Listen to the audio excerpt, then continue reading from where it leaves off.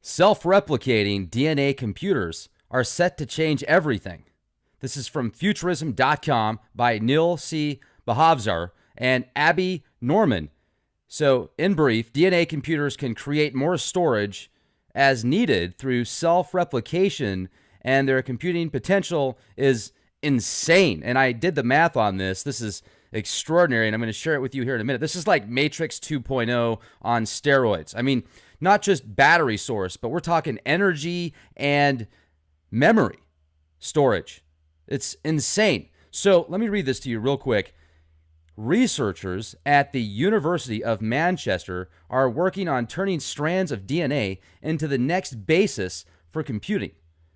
The quantum wave computers, the D-Wave systems, in my opinion, aren't going to hold a candle to what these self-replicating DNA computers can do. So, scientists have actually created a DNA-based computing service that grows as it computes. While our current computers have a finite capacity for computations, DNA computers could be designed to self-replicate, making them able to create more storage as needed. Computers today have gradually worked up to being able to hold a few terabytes, but DNA computing can work at 100 billion terabytes.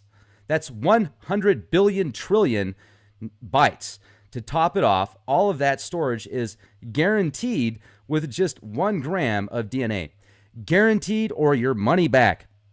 While on its own, storage isn't the only benefit a DNA computer can provide. So, with a self-replicating computer, there's also the advantage of instant computing power. Now, in an interview with Popular Mechanics, lead researcher Professor Ross D. King, there is an illustration of a maze with 2 paths, one leading left and the other leading right. He explained that current electronic computers need to choose which path to follow first. Now, with DNA computers, they don't need to choose. They replicate themselves. It replicates itself and follows both paths simultaneously, thus finding the answer faster.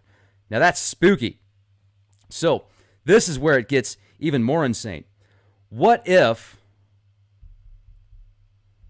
the ghost in the machine has already turned us into these memory banks, these computers of enormous amounts of power and data and storage and just energy?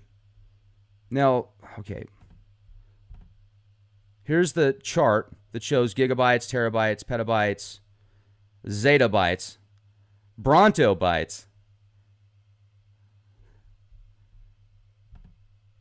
This is from phys.org. Self-replicating nanostructures made from DNA. Is it possible to engineer self-replicating nanomaterials?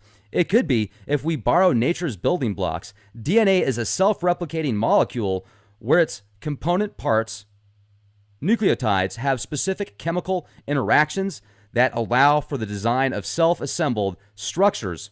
In biological systems, DNA replicates with the aid of proteins.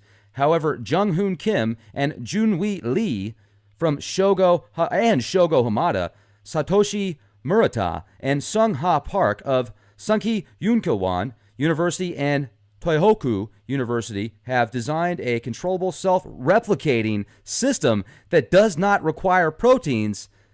Their work appears in Nature Nanotechnology. That's insane. Literally gray goo. Welcome to the New World Order, where gray goo hooked up to the cloud is smarter than the average walking zombie that's been dosified, that's been fluorinated, that's been calcified the pineal gland to the utmost stupidity and ignorance oftentimes. Now it's going to get even creepier. Check this out. Kilohertz rotation of nanorods propelled by ultrasound traced by microvortex advection of nanoparticles. Nano. Try saying that backwards and then forwards and then backwards and forwards again. You probably could better than I can.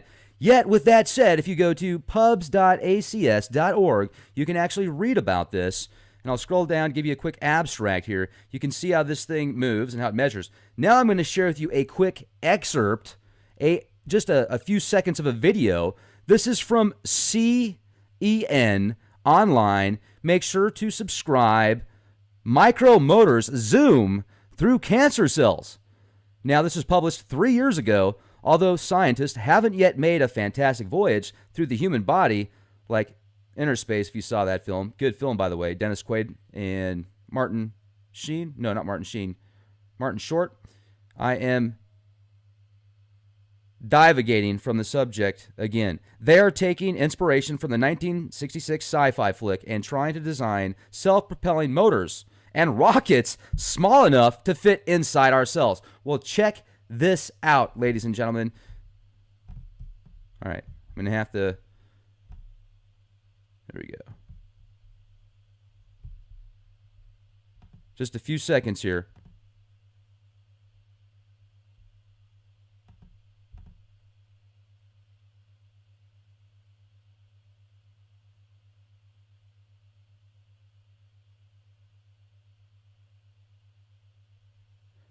Tiny gold nanorods that are being moved by ultrasound.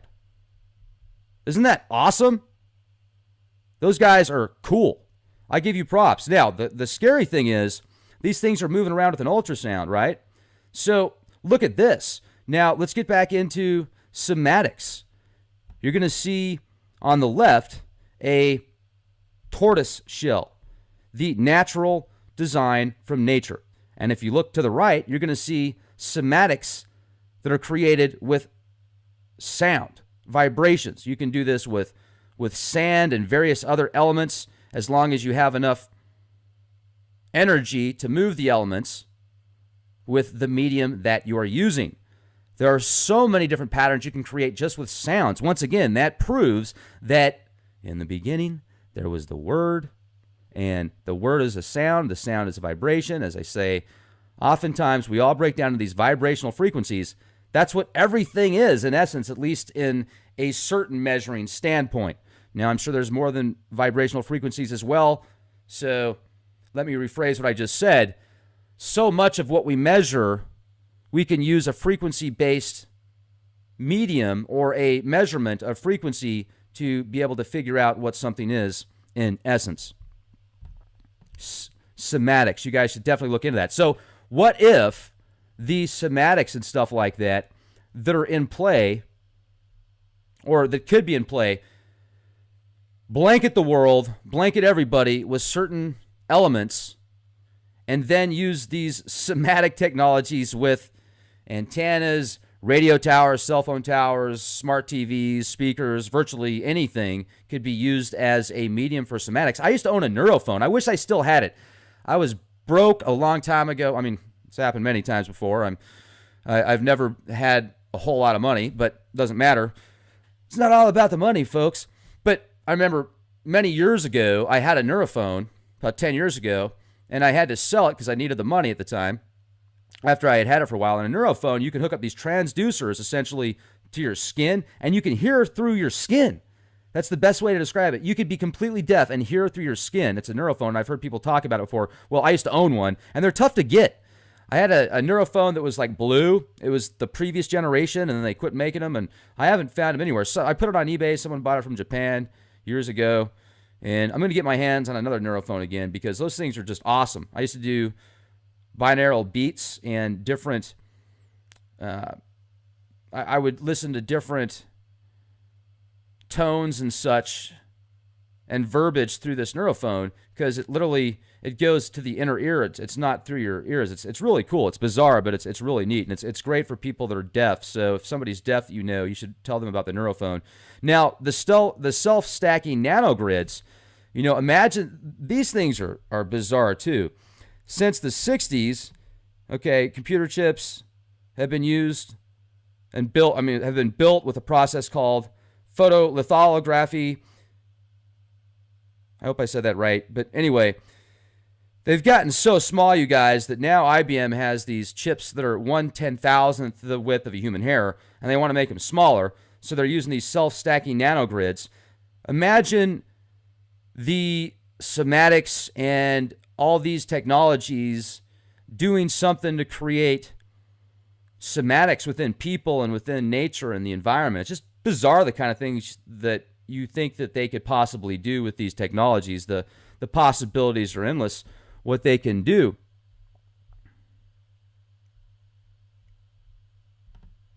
Okay, now let's go back to, I want to go back to what we were talking about earlier about the DNA computers, because I think that I'm going to share with you the math. This is where it gets very interesting. It took me a few minutes to put this together.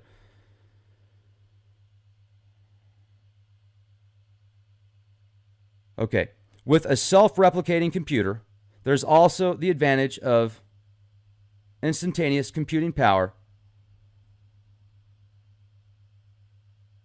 Okay, I went over that with you guys. Apologies. This, if the ghost in the machine, if people turned into supercomputers, essentially, let's say that everybody somehow turned into this DNA machine for the machine, fractals within fractals within fractals within fractals, and it gets stuck within this Borg-like cube, essentially, symbolically speaking. Well, and it takes people's biology and turns them into computers. Have you guys seen Ghost in the Shell, where people are just uploading everything into their brains? They're plugging into the clouds, and then you've got these monks that are plugging into groups of people, and they're basically assimilating all their knowledge. They're assimilating all their knowledge, and they're all hooked up to these satellites and everything else, and it's just absorbing all the data into the brain. Well, that's not that far out. And I'm going to explain to you why. Because not only with the Neuralinks and stuff that they're building right now, but also I just did the previous podcast on what DARPA's doing, where they're literally going to download enormous amounts of data simultaneously, just boom, right into the brain. Because what this technology does is it creates synapses in your mind and different neural networks, and they're using chemicals in essence to do this.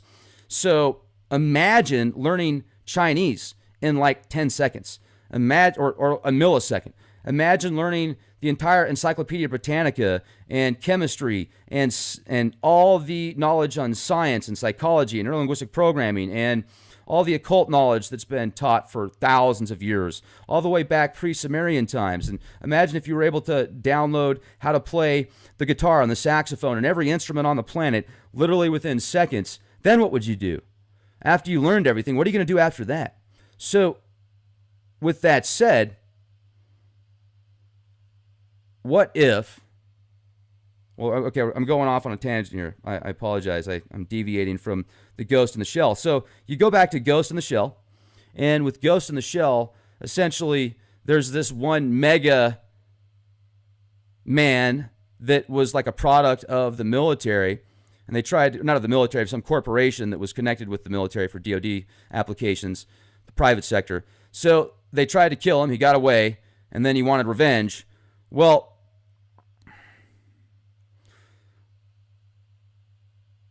if something like that goes down and people start turning themselves into supercomputers, or if a Borg-type system turns people into supercomputers, you've got approximately 7 billion people on the planet. Here's where I get into the math. So, 100 billion trillion is a sextillion. If you take 1 gram of DNA, and that 1 gram of DNA can be turned into 100 terabytes of information based upon the calculations of a DNA computer.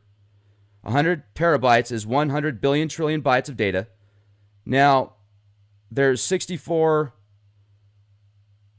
ounces in a pound, and the average American weighs 178 pounds in North America. The rest of the world is about 138 pounds. So we'll use 150 pounds as a fair medium. You multiply the 150 pounds times 7 billion people, you get 1,050 billion pounds. Then you times that by 64 grams, so you get 6,720 billion times 100 billion trillion. And in essence, the amount of storage capacity with human DNA alone, this brings another question. Is it just human DNA? Are they using human DNA, monkey DNA?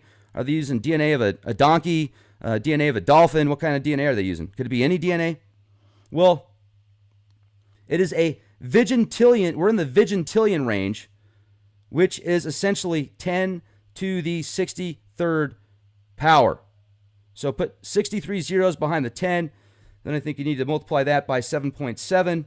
So that is the approximate storage and data and memory that the DNA farm here on planet Earth currently holds, with the calculations in the beta stages of DNA computers. So imagine what happens when they come up with another breakthrough and they're able to store a trillion, sextillions with just one strand of DNA. The possibilities are endless, folks. This is incredible. We live in fascinating times, and things are just growing exponentially. Knowledge is power. Power is incredible, and use it for the right things. And let's keep balance. Let's keep this planet alive. Let's use these technologies for the right opportunities and the right purpose, not to create more control for the Borg. Question everything. LeakProject.com, YouTube.com/clandestine Time Lord. Thank you for being here with me. Be the change you want to see. Grey Goo.